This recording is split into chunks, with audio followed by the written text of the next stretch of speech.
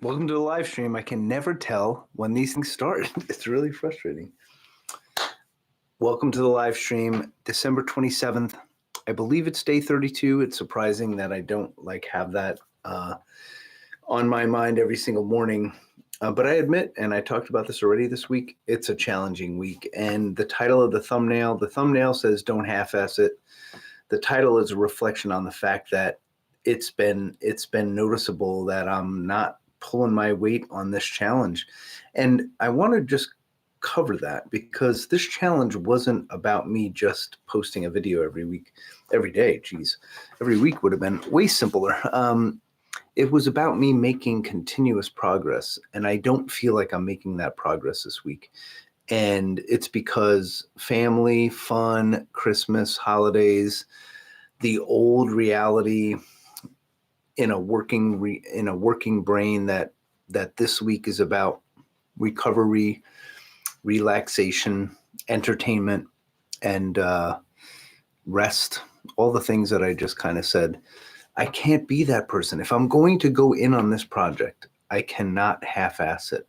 And I am conscious of it, and I'm going to change my commitment now because I don't want to do this with not all of my conviction.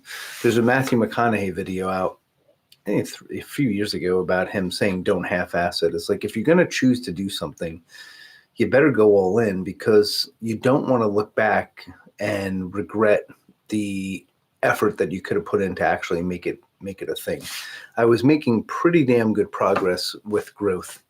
Granted, it was slow, but it was nice to see that needle moving a little bit. When I went to all live this week, it's gone to crap, and it's going to happen because the live videos that you post on YouTube, especially as a new up and coming beginner channel, it goes nowhere. So unless someone actually views it, which is really challenging for me to tell, it just goes on my list of 99 videos, but it doesn't do anything. Because it's not being shared in any capacity, it's not going to enhance the analytics one way or the other. So I have to get back to producing and putting up videos and showing that improvement. A couple things did happen this week. A logo was completed, which is very positive. I did prepare what is in effect an audience persona, which I shared a couple days ago. Massive progress, but it has been family focused, which of course is important, but that's the balance that I used to prioritize.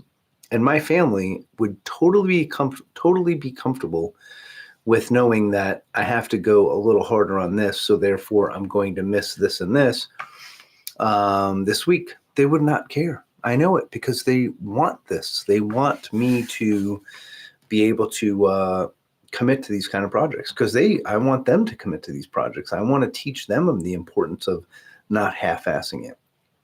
And so a little bit of me battles with that, the balance of life, the importance of being a good dad, the importance of being a good husband, the importance of reflecting during the holidays and having that recovery time. Like an idiot, I ate a bag full of trail mix before I shot this video. So you see me fighting to get some of that crap out of my teeth. It's so stupid. But if you commit to something, if you start something, whether, like I said in the first video, the hard 75 or anything, you're going to run a marathon, you're going to get a new job, you're going to get, whatever, name the challenge that you want to take on. Go all in. Give it your all. Make the commitment to improve every day. Make the commitment to put in the time that's necessary to be successful. You don't want to claim a loss, a failure, based on your lack of effort. Complacency is another subject that I fight with, and I probably should make several videos on this subject. The reality of complacency and comfort with a certain amount of life goals being accomplished and slipping into that period of time where you're just like, I'm good. I don't necessarily need that or want that, and therefore this is okay. That complacency can take years out of your life and impact your results significantly, because you have to create that yearning if you don't have it. So this project may be something that I created in order to fight what I thought was complacency. I didn't consciously do that, but I knew complacency was happening. It has been happening. I'm pretty successful where I work, and I have a great team. Things are going quite well. I tend to get bored in those situations when I've set up the system.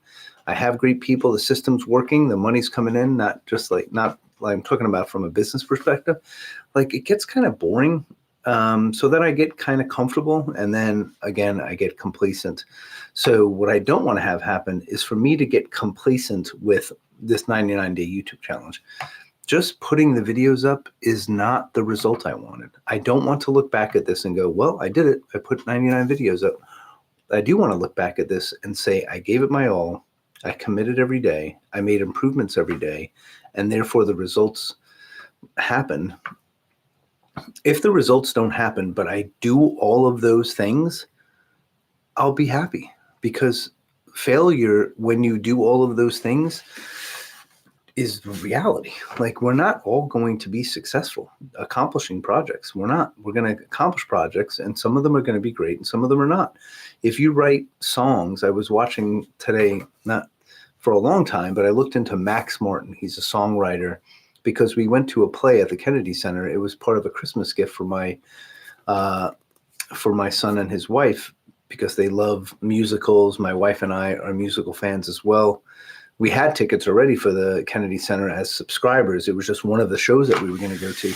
So we got them a couple tickets, and it was & Juliet is the play, checking the time. And we loved it, honestly. And it's not that old of a play. It obviously was written fairly recently. The songs are all like modern songs. It's a spin on what would happen in Juliet's life if she didn't actually kill herself. It's just funny and entertaining and great. It was so surprising, because I hadn't heard much about that. But all the songs, which I didn't know till afterwards, are Max Martin songs. One of the best songwriters in pop music history, I suspect. He's right behind John Lennon and Paul McCartney for most #1 hits. So 25, I think, I just learned about it from watching a YouTube video. So 25 #1 hits.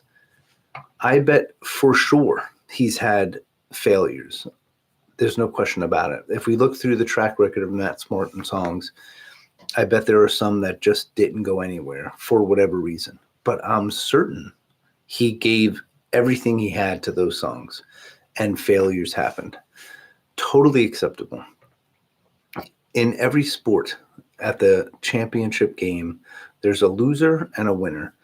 You can't call losing the Super Bowl a failure if the team went all in and fully committed to that. And so I'm sure the teams that lose but gave it their all don't feel as bad as those that may have left something on the table. Just another, I don't know. See, this is why live is so great to me, because if I went live for even longer, I'm going to find gold in there.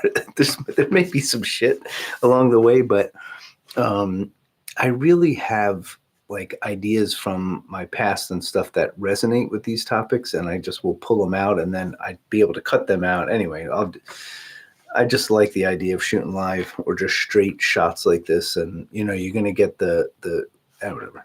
So wrestling was a sport my two sons did when they were younger. We're talking like elementary school young. And I was one of the coaches on the team, because that's just a sport that makes sense for me. I'm not the tallest guy in the world, and I probably should have better posture on here. And so I was a wrestler. And so when my sons were kids, I was like, you know what, let's go check that out. And in Colorado, it was a massive sport.